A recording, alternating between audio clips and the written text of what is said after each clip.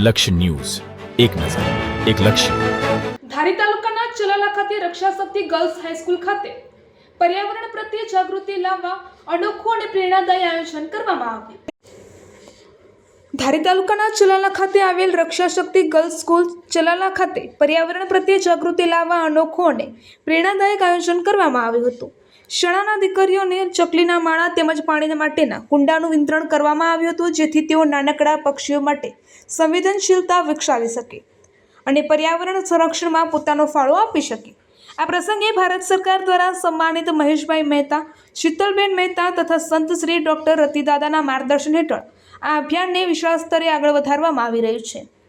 તેમના સતત પ્રયત્નોથી અત્યાર સુધીમાં 5 લાખથી પણ વધુ ચકલીના માળાઓનું વિતરણ કરવામાં આવ્યું છે, જે એક નોંધપાત્ર સિદ્ધિ ગણાય છે. આ કાર્યક્રમ દરમિયાન દીકરીઓમાં ખાસ ઉત્સાહ જોવા મળ્યો હતો.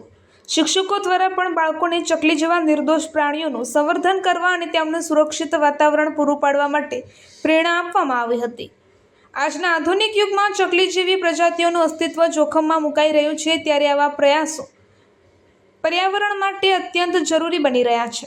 આ સમગ્ર આયોજનથી માત્ર વિદ્યાર્થીઓમાં જ નહીં, પરંતુ સમગ્ર સમાજમાં પણ પર્યાવરણ પ્રત્યે જાગૃતિ ફેલાઈ રહી છે. આવા સેવાકીય કાર્યથી આવનારી પેઢીને પ્રકૃતિ સાથે જોડવાનો ઉત્તમ સંદેશ આપવામાં આવી રહ્યો છે. રિપોર્ટર ટીનુભાઈ લલિયા.